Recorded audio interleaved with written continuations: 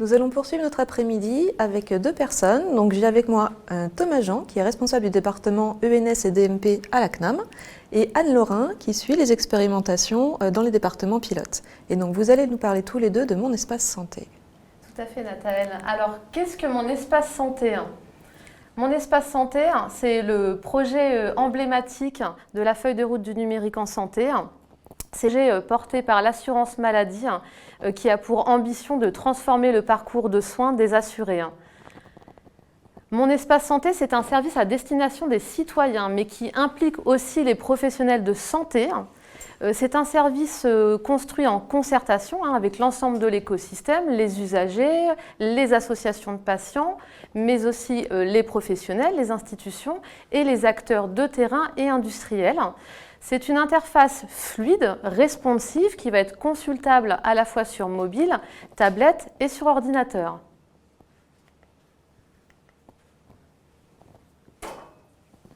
Alors, Mon Espace Santé, c'est 4 grandes fonctionnalités. D'abord, la brique dossier médical qui s'appuie sur le DMP, où vous allez retrouver l'ensemble de vos documents de santé.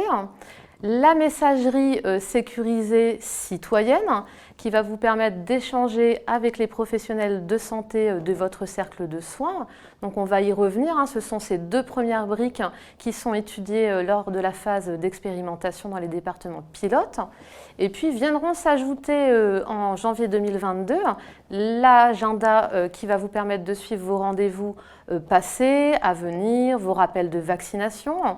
Et puis le catalogue d'applications, véritable store où vous allez retrouver des applications utiles pour votre santé, le suivi de certaines pathologies, des applications d'éducation thérapeutique, etc. Alors, Mon Espace Santé, c'est évidemment un espace de confiance personnel. Donc, avant tout, il y a un travail sur la confidentialité, sur la sécurité de vos données de santé. On donne vraiment la main à l'usager qui va pouvoir décider de partager tout ou partie de Mon Espace Santé avec les professionnels habilités de son choix.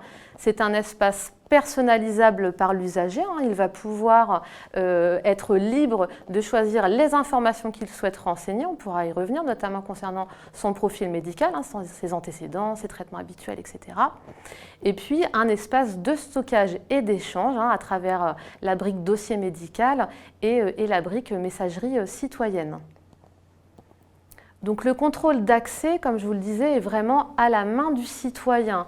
Le citoyen va pouvoir envoyer un code sécurisé au professionnel de santé pour que celui-ci puisse accéder à Mon Espace Santé, au dossier médical, à l'agenda, encore une fois à tout ou partie des documents. Il peut choisir aussi de masquer un document qu'il n'a pas envie de partager avec son cercle de soins. Le catalogue de services qui évidemment respecte le RGPD et puis tout un process actuellement en construction pour établir ce processus de référencement de la façon la plus sécurisée et éthique possible. Et puis, au travers de Mon Espace Santé, vous allez pouvoir, en tant qu'usager, être notifié dès qu'un professionnel accède à vos données, dès que vous allez recevoir un nouveau message dans la messagerie citoyenne ou dès que vous allez recevoir un nouveau document dans votre dossier médical. Alors là, on a un vrai changement de paradigme par rapport à ce que vous avez pu connaître avec le DMP historique. C'est le fameux opt-out. Chaque usager, nous tous, nous allons recevoir un email ou un courrier postal qui va nous indiquer un identifiant provisoire pour pouvoir activer Mon Espace Santé. Donc vous avez la possibilité d'être proactif et de choisir votre identifiant mot de passe, mais vous pouvez aussi exercer votre droit d'opposition. Et si, dans un délai d'1 mois et 10 jours, vous n'avez ni activé Mon Espace Santé, ni exercé votre droit d'opposition, alors Mon Espace Santé est créé automatiquement. Ce qui veut dire qu'on va vraiment changer encore une fois d'univers, si j'ose dire, puisque l'opt-out va créer massivement des Mon Espace Santé pour un maximum d'usagers et permettre du coup une plus grande fluidité dans les parcours de soins. Alors, quelques fonctionnalités autour des 4 grandes thématiques. D'abord, la messagerie sécurisée usagée. Vous pouvez voir ici que le format des adresses de messagerie citoyenne est unique, avec le matricule ins@patient.mssanté.fr. Donc ça, c'est vraiment un enjeu que d'avoir voilà, ce formalisme unique.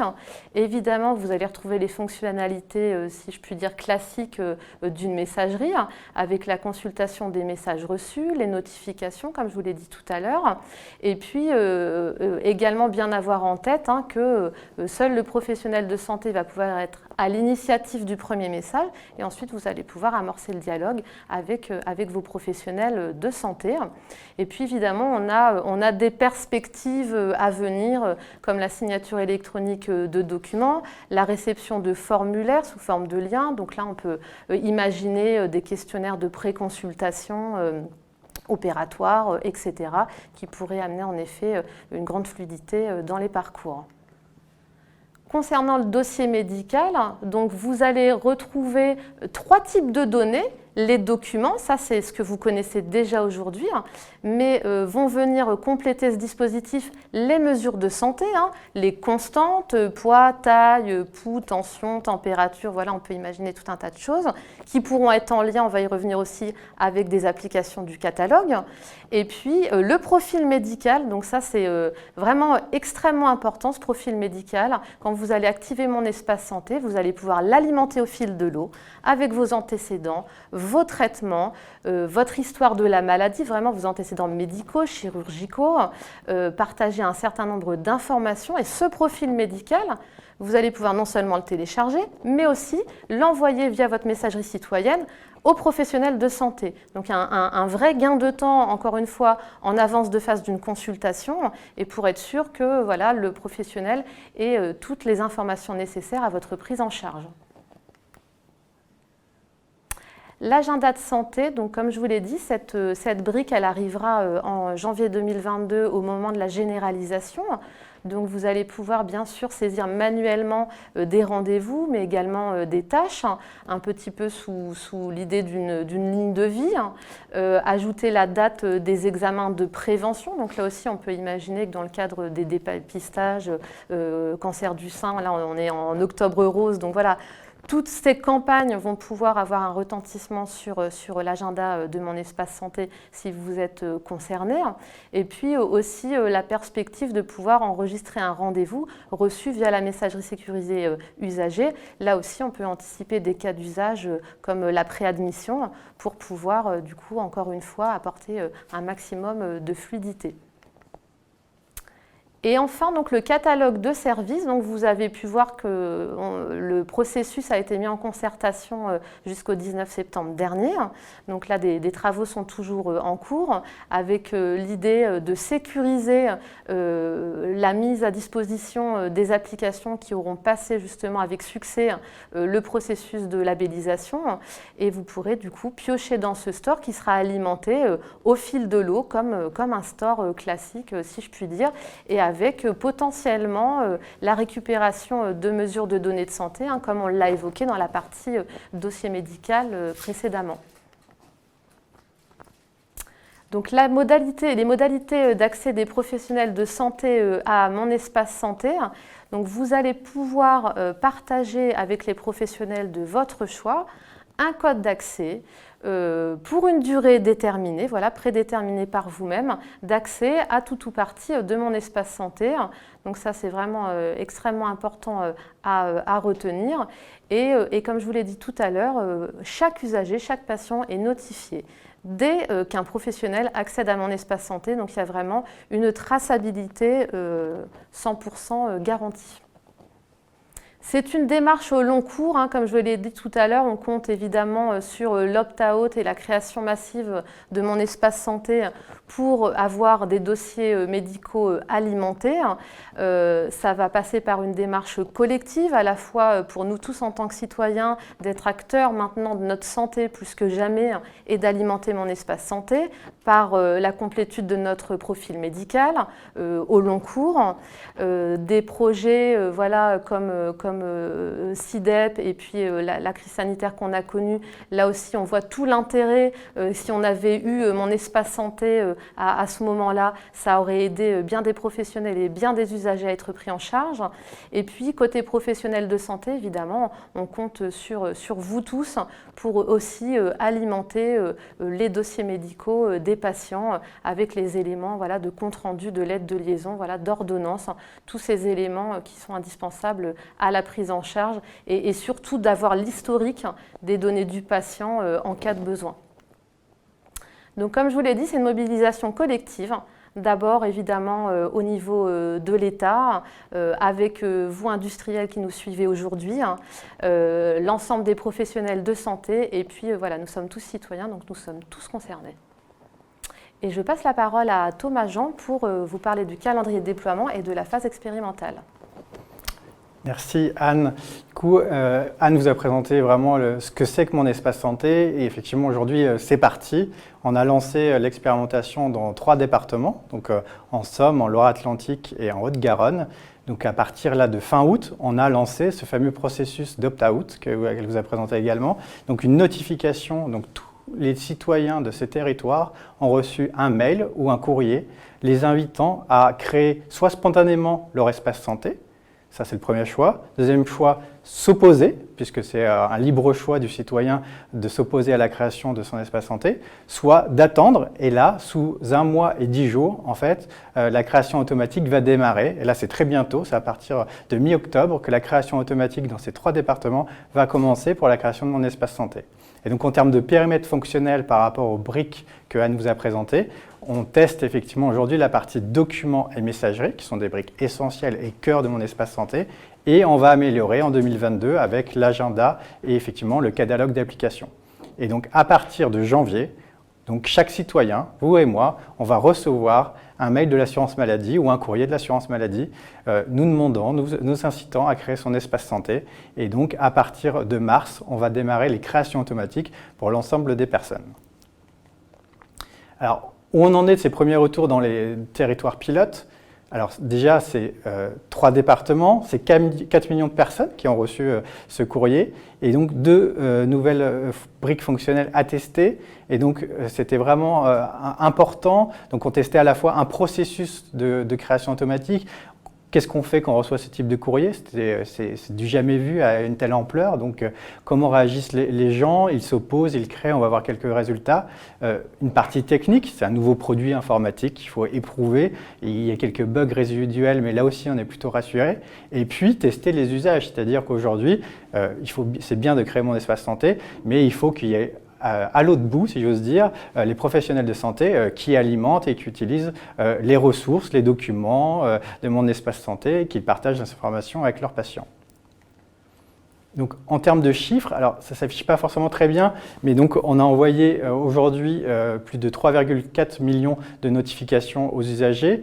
On a un taux d'activation spontané qui est de 3,63%, donc c'est-à-dire des personnes qui reçoivent le mail ou le courrier, environ 4% spontanément vont créer leur espace santé alors qu'ils pourraient attendre la création automatique. Donc c'est plutôt un taux qui est très satisfaisant et qui correspond à peu près aux usages auxquels on s'attendait. Et sur le taux d'opposition, on est à 0,4%. Là, c'est très intéressant, c'est que quand on a fait les premières estimations sur mon espace santé. Un projet de telle ampleur, ça n'existe pas en France, donc on s'était comparé à d'autres pays. L'Australie, qui avait fait un projet de ce type, qui avait des taux d'opposition qui allaient de 7 à 8%. Donc vous voyez, on est très loin de ces taux, ce qui est très positif parce que c'est-à-dire qu'il y aura beaucoup d'espaces santé qui vont être créés pour l'ensemble des citoyens. Et du coup, là, on se posait la question en tant que parfois établissement professionnel, est-ce que mon patient a son DMP ou pas? Là, vraiment, on va passer à autre chose. C'est plus une question. Pratiquement tout le monde en aura et on pourra vraiment développer les usages et améliorer le parcours des patients. Et donc là, on vous présenter une petite vidéo qui montre les écrans réels de mon espace santé qui sont aujourd'hui en production, qui part de la réception du courrier jusqu'à l'utilisation de mon espace santé avec quelques fonctionnalités phares comme le profil médical.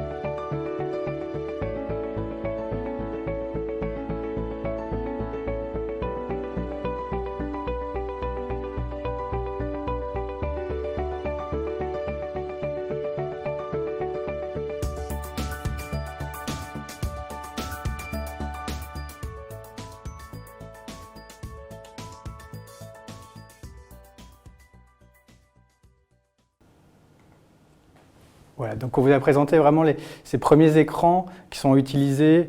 Vous voyez qu'on a travaillé beaucoup aussi sur la partie ergonomie, usage avec les associations de patients. Je pense que comme l'a dit Anne, c'est vraiment mon espace santé, ça appartient à chacun et la partie simplicité d'utilisation pour développer les usages était vraiment au cœur de la conception du produit. Et si on veut vraiment que ce soit un succès, et on terminera par ce dernier slide, il faut qu'effectivement de l'autre, les professionnels de santé puissent alimenter facilement le dossier médical.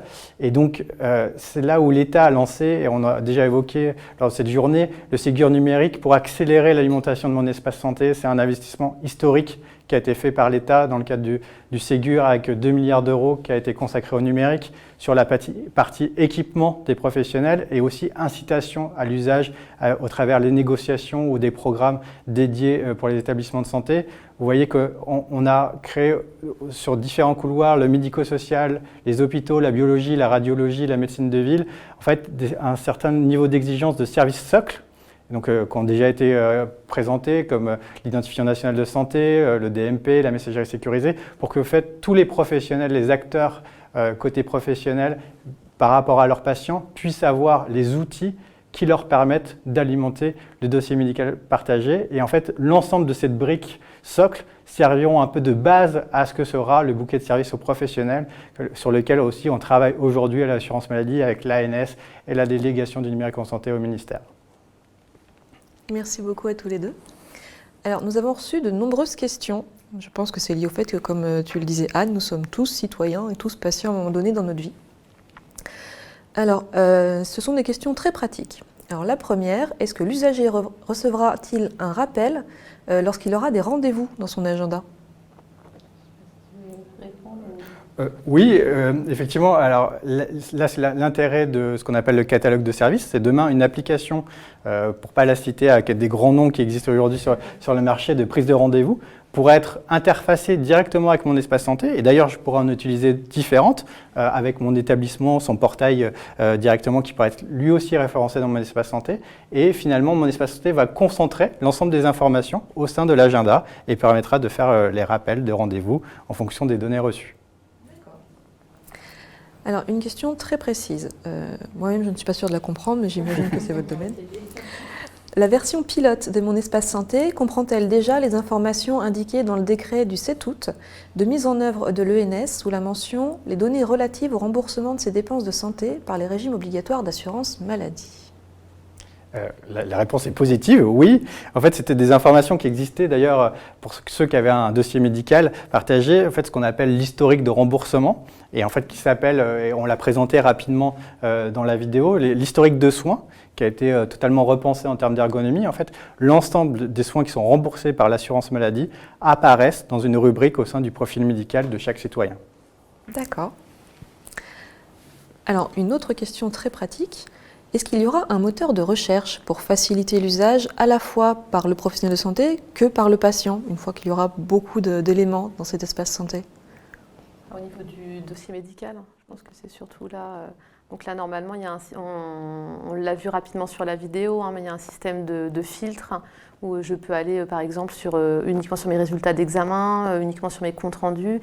Et si je ne dis pas de bêtises, mais tu me compléteras, l'usager peut aussi choisir de se créer des catégories, puisque via sa messagerie, il va recevoir un certain nombre de documents, où il va pouvoir aussi mettre des documents qu'il a sur son ordinateur, un historique pareil de résultats d'examen, ou que sais-je. Il va vraiment pouvoir piloter mon espace santé à sa guise pour retrouver au mieux ses données.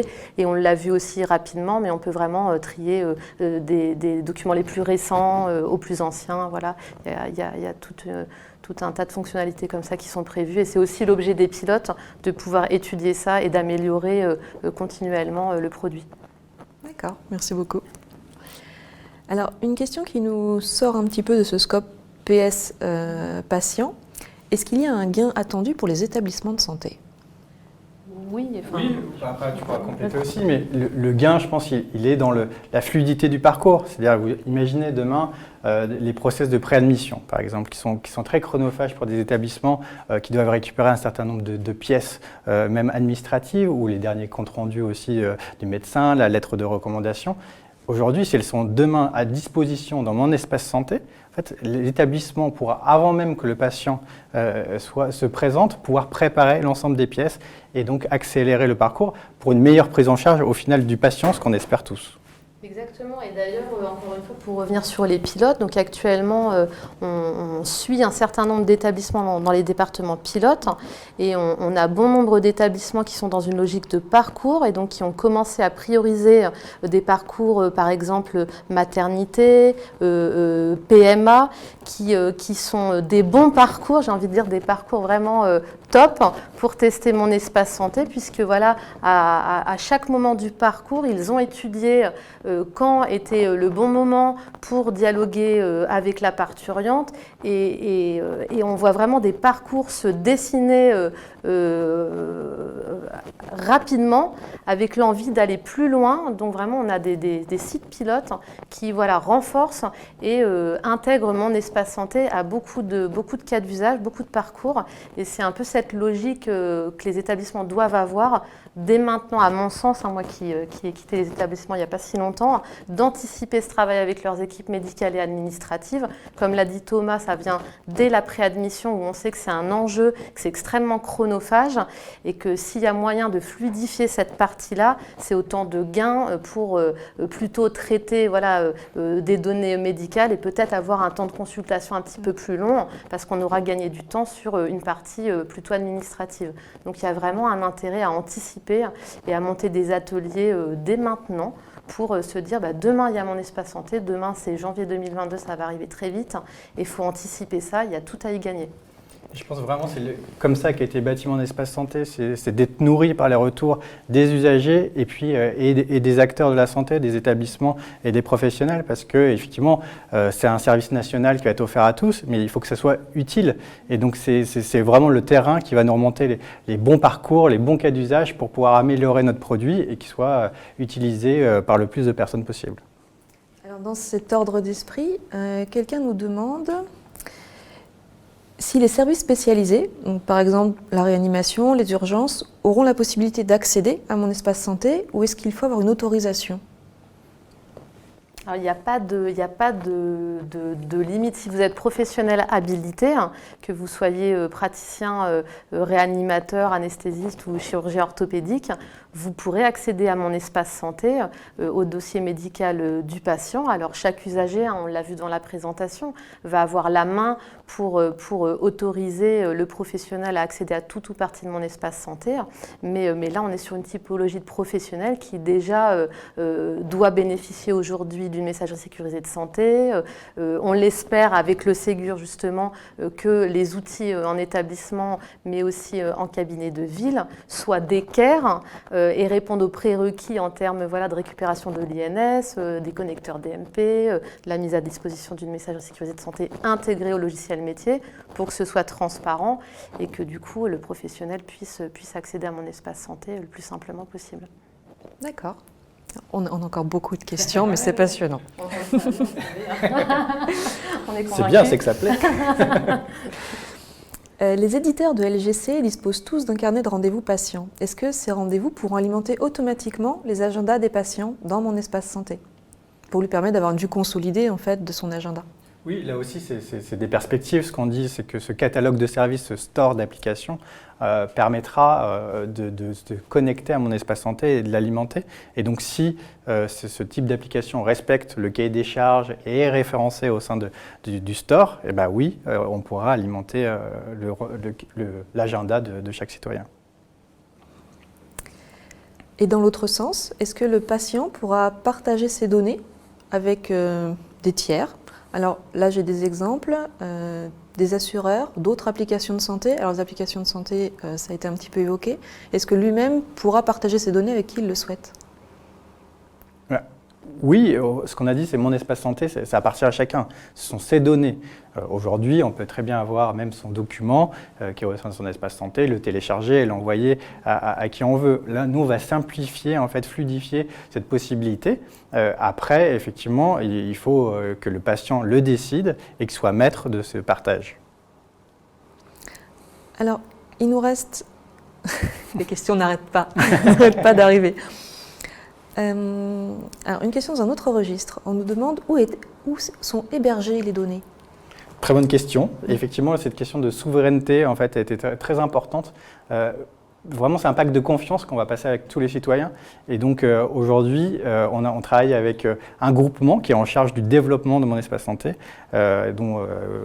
qui sont Atos, Octo et Accenture. Et donc, ça va être hébergé, l'ensemble des données de santé vont être hébergées en France et vraiment chez un hébergeur de données de santé avec donc, la labellisation HDS qui a des normes de sécurité très contraignantes pour protéger et assurer à chaque citoyen que ça sera un véritable coffre-fort numérique pour l'ensemble de ces documents et ces données. Merci. Alors, je pense que c'est une question en réaction à ce que tu nous expliquais tout à l'heure, Anne. Si mon voisin est médecin, est-ce qu'il pourra avoir accès à mon dossier? Alors, votre voisin, s'il est médecin, déjà, c'est un bon point. Il est médecin, donc il est habilité à avoir notamment une messagerie sécurisée de santé, etc. Donc, si demain, vous décidez que votre voisin, non seulement il est médecin, mais que c'est un médecin que vous avez l'habitude de consulter, là, vous allez pouvoir l'autoriser, lui donner un code d'accès pour 24, 48, 72 heures, voilà, pour accéder à tout ou partie de votre espace santé. Donc, c'est possible. Voilà, si vous avez de bonnes relations avec votre voisin et qu'en plus il est médecin, ça peut toujours servir. Ça peut être pratique. Merci beaucoup. Merci à toi. Alors, on n'a pas répondu à toutes les questions, mais on a déjà eu un bon panorama. Merci beaucoup à tous les deux, c'était très intéressant. Et du coup, vivement l'année prochaine. Ah bah oui. C'est ça. Oui. N'hésitez pas à nous suivre. Et il y a normalement aussi encore des webinaires Mon Espace Santé qui sont programmés. Je crois qu'il y en a un le 14 octobre alors dédié à Mon Espace Santé dans le médico-social. Mais voilà, n'hésitez pas à venir y poser vos questions. Et puis, je ne doute pas qu'il y aura d'autres rendez-vous d'ici la fin de l'année et début d'année prochaine. Probablement. Merci beaucoup. Merci. Et donc nous allons, de la même manière que d'habitude, faire une pause de quelques secondes, le temps de changer d'intervenant. À tout de suite.